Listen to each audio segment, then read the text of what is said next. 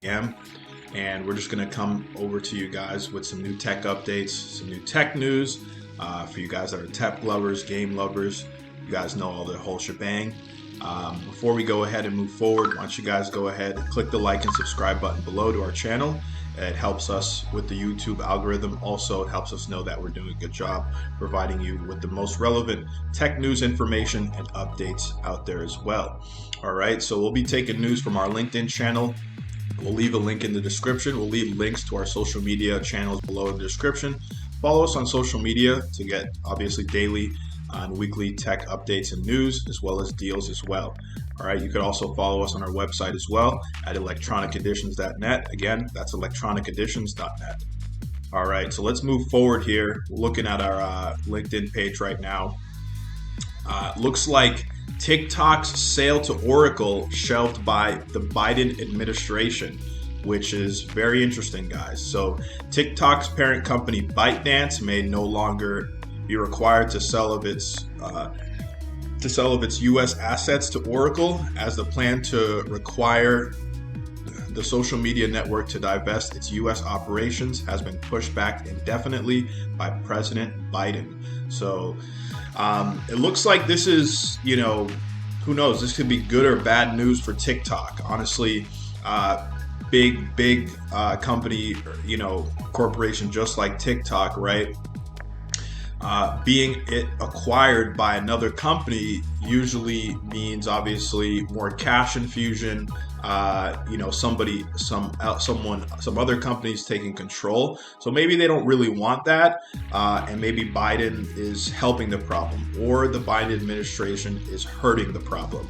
Let's see, and let's take a look at if this is going to be good news, right? Is this good news for TikTok? What does that mean?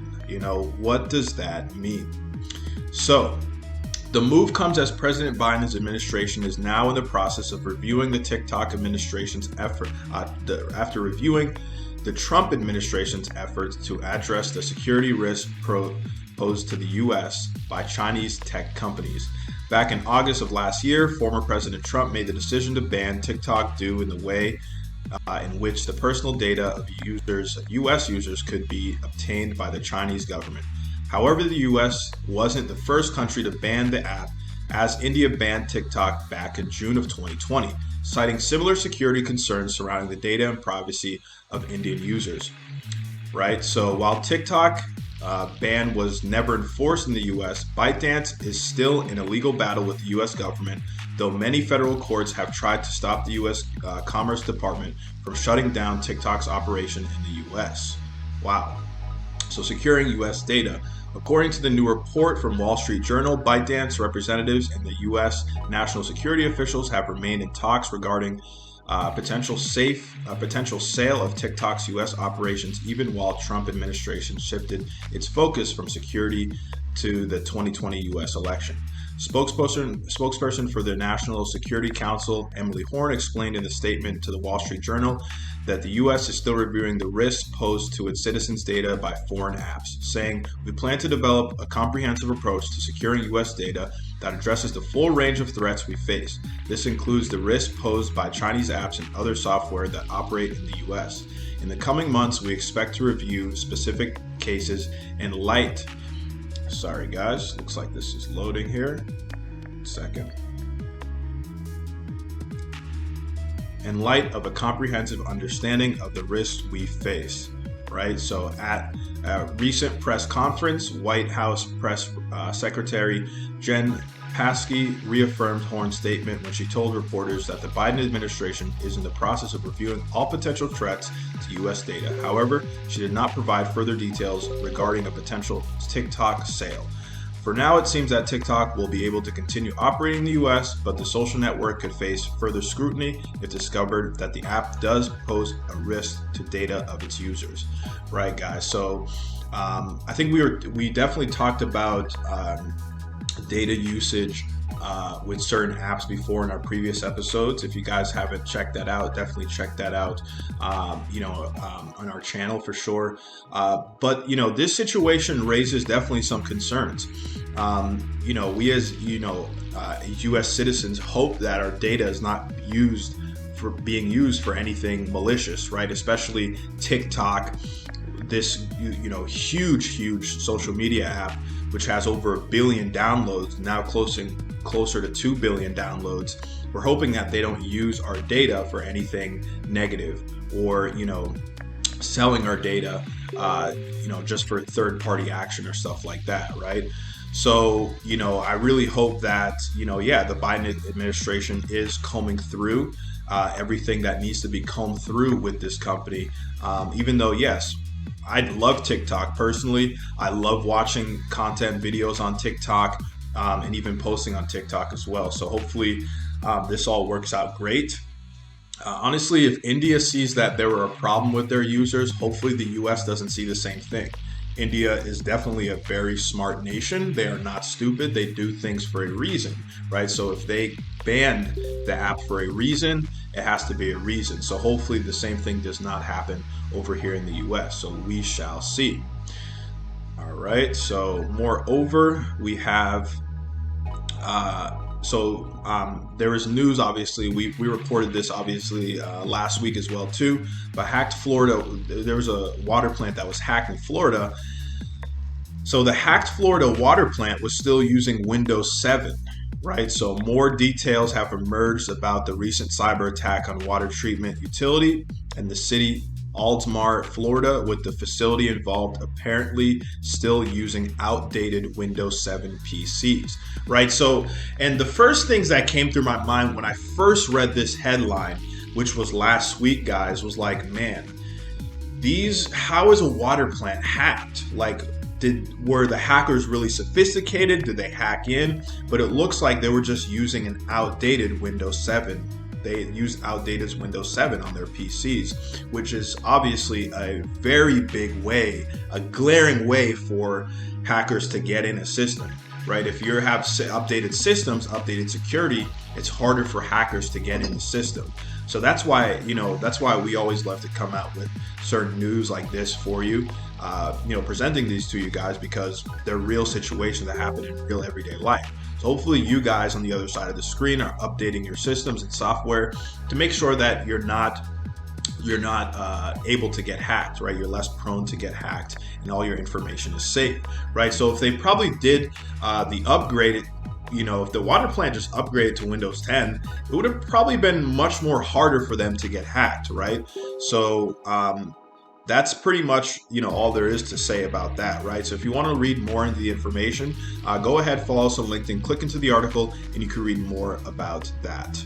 All right, so we got the world's second largest cryptocurrency edging towards landmark valuation amid Bitcoin frenzy. So we got Ethereum. It may not be as well known as Bitcoin, but Ethereum, which it is, has held a sterling start to 2021, which is amazing. The world's second largest cryptocurrency by market value reached a record high of $1,824.59 earlier this week. So beating its previous peak of $1,761.35, guys. And this is amazing, guys. We have Ethereum, we have Bitcoin rising to new all-time highs. Literally, as we are speaking right now, Bitcoin is making all-time highs to 48,000, really going towards to 50,000, right? So now we have also Ethereum making all-time highs, passing its previous all-time highs in 2017, which was around 1,400. Now it's making its all-time highs a little bit past 1,800, and definitely more is to come on the way as well too. And it's great, guys, because not only the price is going up, it's great for traders, but it's also great for the ecosystem. Anybody using Ethereum knows that, or knows a little bit about Ethereum and the blockchain, knows that Ethereum is also always developing. There's always projects being developed on Ethereum, and so Ethereum has lots of interest and lots of projects just being built on top of it, and lots of things just being done, right? There's a lot of money being made on Ethereum, lots of projects are being made on Ethereum, and just to make things that are going to be easier for the average consumer like me and you can use definitely very soon and in the future as well. All right. So moreover, we got Twitter can soon allow payments to your favorite accounts. This is amazing. So Twitter CEO Jack Dorsey has revealed that the social network is exploring ways of letting users receive digital payments from their followers. The addition, should it be implemented, would signal yet another free digital platform looking to provide financial incentives for its users. So very interesting, guys. So it looks like Twitter is, could be allowing payments as well too. All right, so details are thin on the ground currently, but giving Twitter users with large followings the ability to receive tips in exchange for well-received content would change the platform's dynamic markedly, right? So there has been even a talk of introducing content subscriptions to help Twitter further diversify its income, with the social media site presumably taking a proportion of whatever payments users receive. I think the first thing we want to focus on is the economic incentive to people who are contributing to Twitter. Dorsey told the Goldman Sachs Technology and Internet Conference, which is currently taking place virtually as a result of COVID-19 pandemic. So the money matters. So although social media management tools can help businesses and individuals measure what types of content drive the best engagement, there is currently no easy way of generating financial benefit directly from a popular social media post. Given that Twitter has around 192 million daily users, and some tweets get shared millions of times, the platform's most popular users may feel that the time is right to monetize their content, and that is right. It's always a right time to do that. Very true. Of course, Twitter will have to be careful that introducing such monetization features does not change the way content users interact with the platform too much. If LinkedIn is the go-to app for business networking, Twitter is often seen as a place for throwaway comments and informal discussion, right? So adding financial incentives into this mix too forcefully could put some users off, which definitely makes sense, right? So still, revenue diversification is being explored by many social media platforms, especially with TikTok also looking to enter the e-commerce space, and Instagram recently revamping its business tools as well. Twitter has said, however, that it does not expect content subscription to make up a significant part of the company's revenue until next year. So it definitely is going to be over time that we'll start seeing Twitter probably roll out these payment option features, guys. So definitely just be aware of that. So it'd be pretty cool. So not only to be making money through, Twitter ads. There's definitely Twitter ads out there, but definitely other options there as well.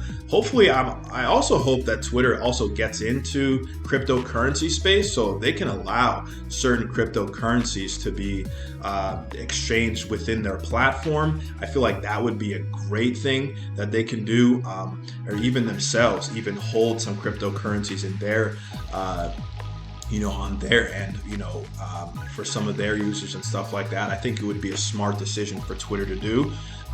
But yeah, I mean, this definitely seems pretty cool for Twitter.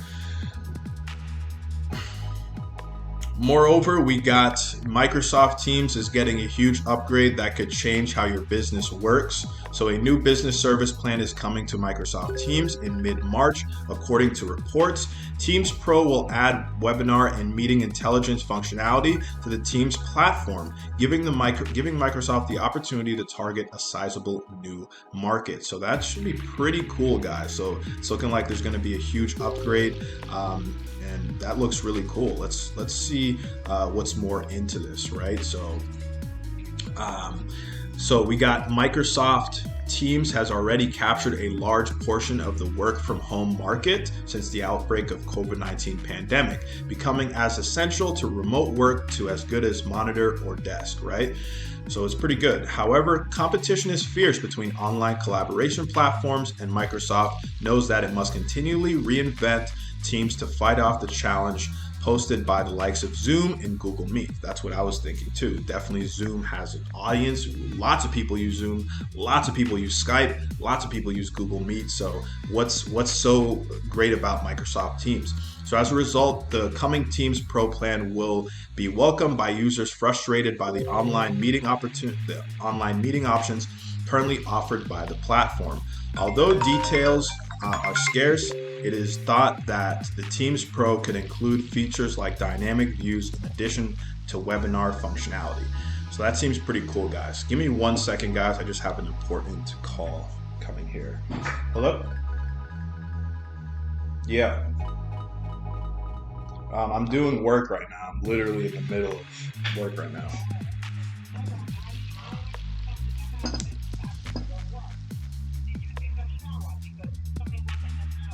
I did, yeah.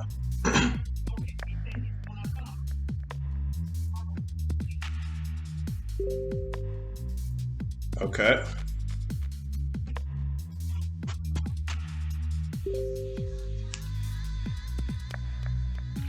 Yeah.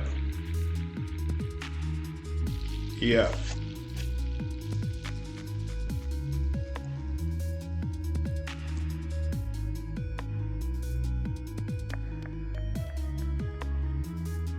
Yeah, that's fine. Okay. All right, bye. All right, sorry about that, guys. Give me 1 second. Let me just make sure everything is working perfectly fine here. Just had some important emergency call there. All right, so that should, like I said, guys, before, that should be really, really cool for Microsoft Zoom.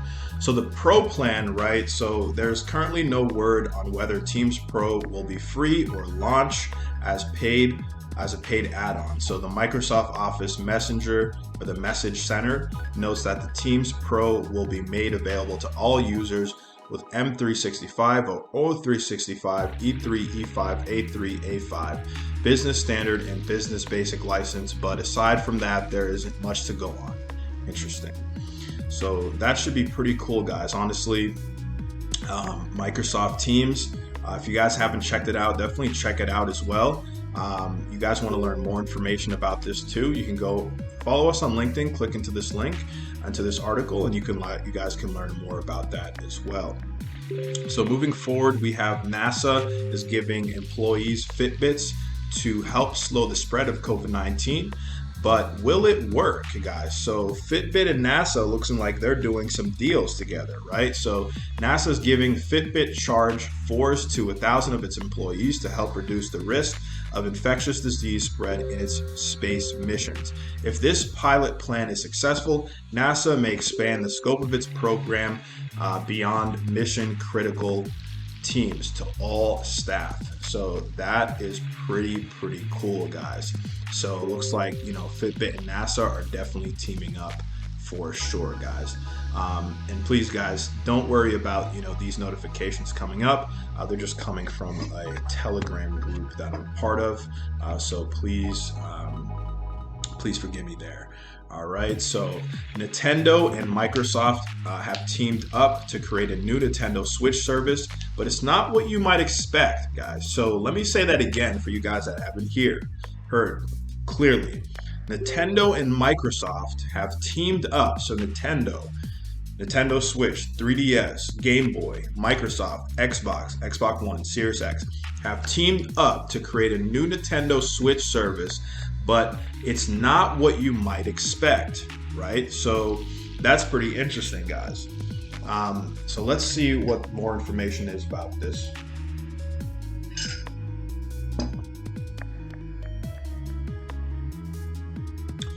So the Nintendo Switch Concierge Service, as it's called, it's a free program that lets Switch users schedule one-on-one meetings with a Nintendo Switch with a Nintendo representative. So it's designed to help customers who have recently purchased a company system with any pressing questions that they might have, like how to set up their console. Some of the topics include Nintendo Switch one-on-ones, and games getting started, right? So customers can schedule a session via Nintendo Switch Concierge website, and video calls are facilitated via Microsoft Teams, right? So the app that we were just talking about before. So of course, you'll need to narrow down what you want to discuss. You won't be able to beg Nintendo for Switch ports here and arrange a suitable time. right? So your appointment will then be put into a chart, which you can see on the Nintendo Switch Concierge website, and attendees will receive an email with more information, with more details at a later date. It appears that the service is only available in the US for now. So all US guys, we have this service for now. So there are some things to note. Session availability is limited to a first come, first served basis. And only those who have recently purchased a Nintendo Switch are eligible. By participating, you also agree that Nintendo may collect video images of you, your voice, and your surroundings in order to interact with you with the requested service, which may worry these who value their privacy. So Fusion Frenzy, right? So Nintendo and Microsoft, well, we never heard about this. Why is Microsoft helping Nintendo do this? Why couldn't Nintendo just do that by themselves? So Nintendo and Microsoft have grown rather friendly in recent years, with Minecraft one of its first games to support cross-play between Xbox One and Nintendo Switch players, and the previously Xbox exclusive Ori and the Blind Forest, and Ori and the Will of the Wisps made their way to Nintendo's platform, right? So Microsoft owns characters like Banjo-Koozie have also been included in Nintendo Super Smash Bros. Ultimate, which, while this collaboration isn't quite exciting for gamers, it shows how important Microsoft's suite of technology can be outside of Xbox. Microsoft's Azure servers, which power xCloud and the company's other online services, were adopted by Sony. The two companies announced a strategic partnership in May 2019, which involves PlayStation using Microsoft Azure data centers for cloud gaming and content streaming services. So very, very interesting, guys. So if you guys have a Switch and you guys have any questions, check out the Nintendo Switch Concierge service, and you guys should be able to, they'll be able to answer your questions right then and there too. All right. We also have this new program, new application called MetaHuman, right? So MetaHuman is an application for designing characters that lets people mix and match presets that dive into the tiniest details. So it's a cloud-hosted service. Since the amount of computing power and storage needed to render these characters at this solution and level of lighting, and so on, is more than most people will have on hand. So let's check out this short little clip to see what it's all about.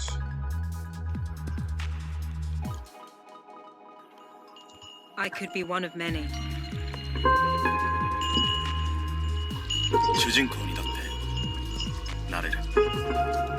Je pourrais être architecte ou guide. Quizá un artista. You create the narrative. I am MetaHuman.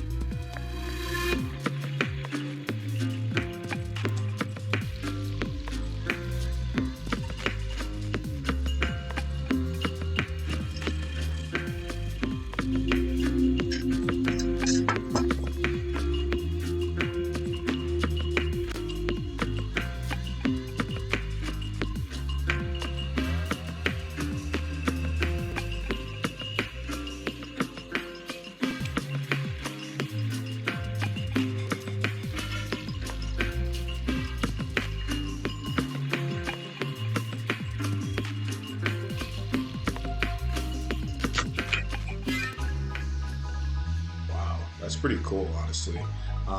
That is amazing. Very, very, very unique, right? Very, very, very unique, guys. MetaHuman. I just like even the video, the music. Sexy, guys, honestly. Let's actually take a little bit of news from our Facebook page, guys. Our Facebook page, you can follow us at The Real EAD. Again, it's called The Real EAD. Our LinkedIn page is just straight up electronic editions. Okay, let's check out our page here.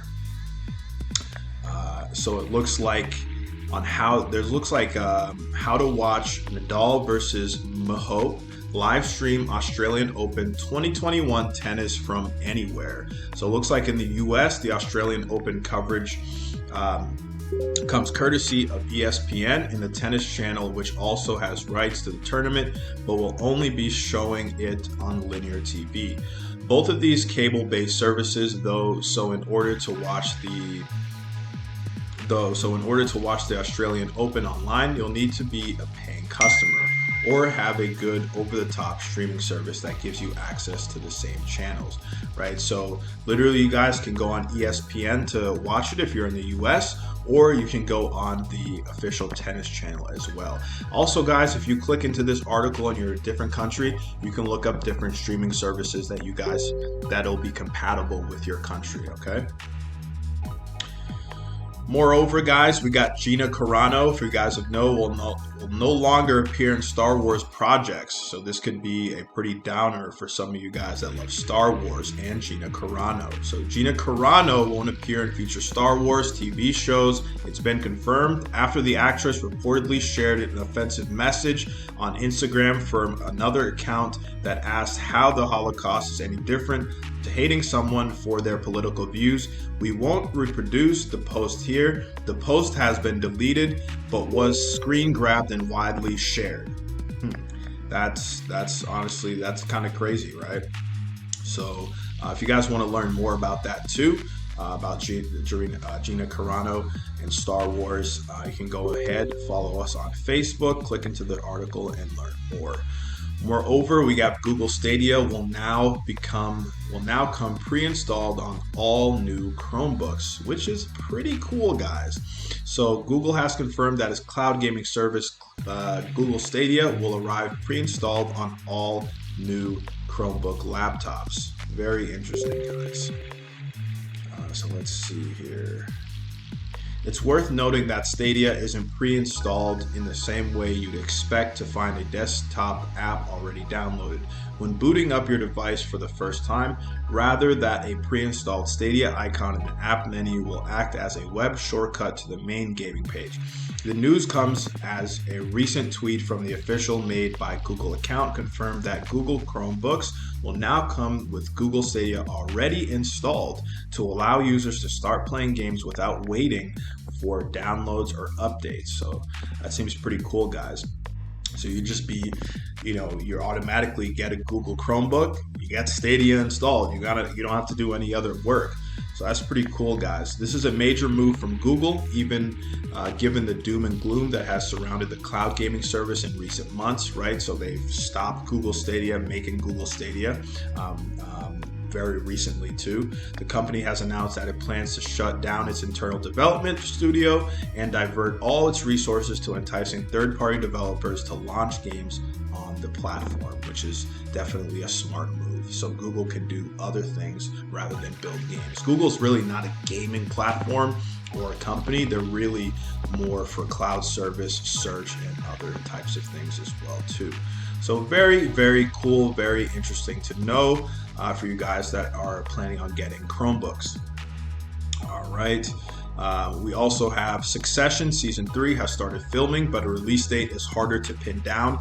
Succession, HBO's highly acclaimed drama series about the wealthy Roy family, has finally resumed filming on its third season following delays caused by COVID-19 outbreak. Interesting. Very, very, very interesting. So let's see here. If you guys want to learn more about this information too, you can click into this article. Follow us on Facebook, click into this article, and you can learn more about this TV show. We have the first Sonos headphones could arrive soon with new product confirmed for March. Sonos is set to launch a new product in March, according to a conference call between CEO Patrick Spence and investors as well. So let's see here too.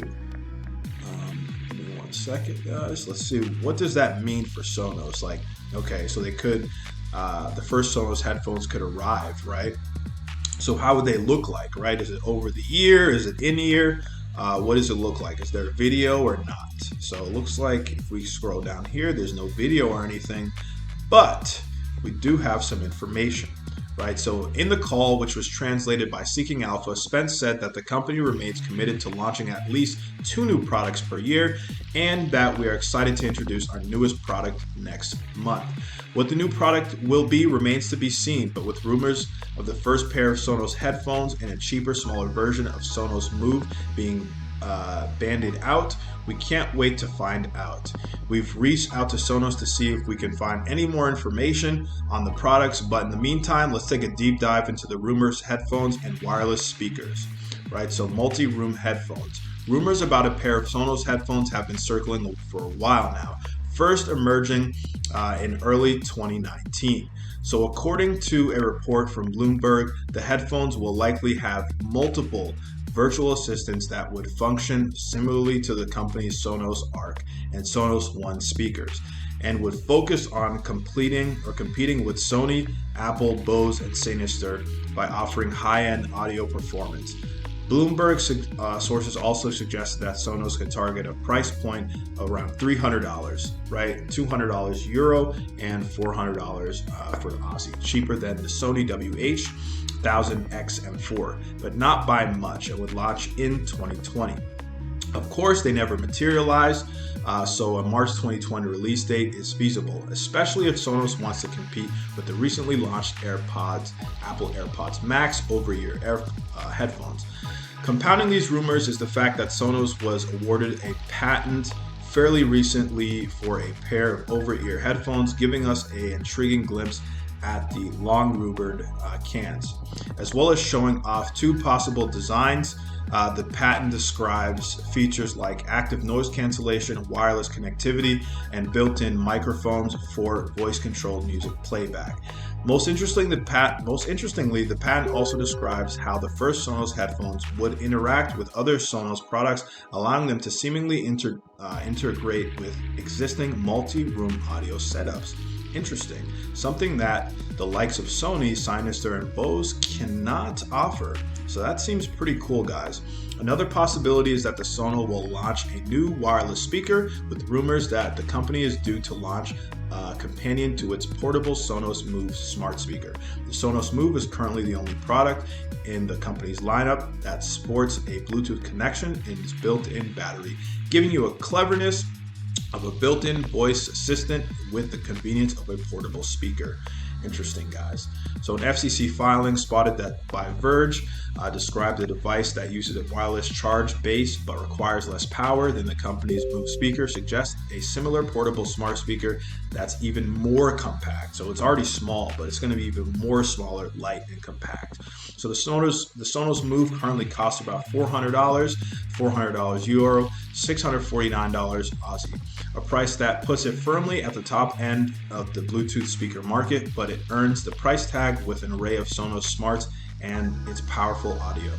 As such, there's certainly room in the market for a more compact version of this speaker that still offers the same smarts, but it packs them into a smaller, more affordable, and more lightweight package, right? So once again, this would put Sonos in a direct competition with Apple, which released the HomePod Mini in 2020.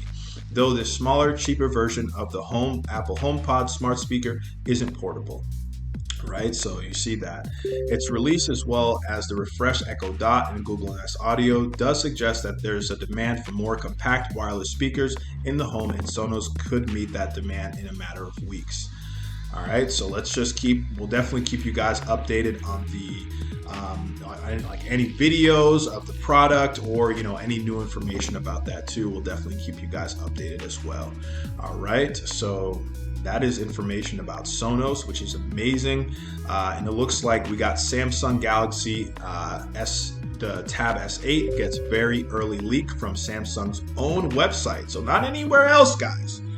It's not any other leak. It's Samsung leaking this information.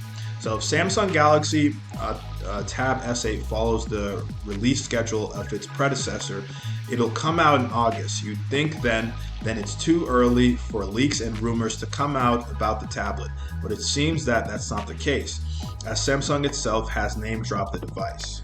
Interesting.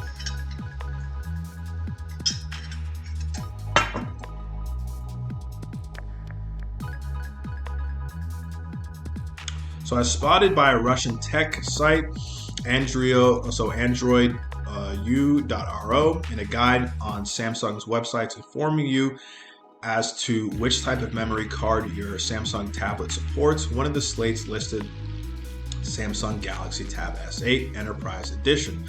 Typically, Enterprise Edition of Samsung devices are similar to the standard versions, but come with added tools to optimize them for use by employees across businesses. Some features include the ability to schedule OS updates, 4 years of security updates, and the facility to remote control devices for purposes of updates. While the Samsung Galaxy S8 Enterprise Edition technically isn't the actual Galaxy Tab S8, it's likely to be identical in terms of specs, and of course, there wouldn't be a Tab S8 Enterprise Edition if the Tab S8 wasn't also on the way, right? So does this listing tell us anything about the tablet? Well, yes, but not much. Apparently, it will have a micro SD card slot allowing up to 1 terabyte expanded storage, right? That's the same as the last few tablets, right? So not a huge surprise, right? But the information is about all you can expect from a guide to tablet external storage. So when more Samsung Galaxy S8 comes in when more information comes out, we'll definitely let you guys know about that as well. Okay.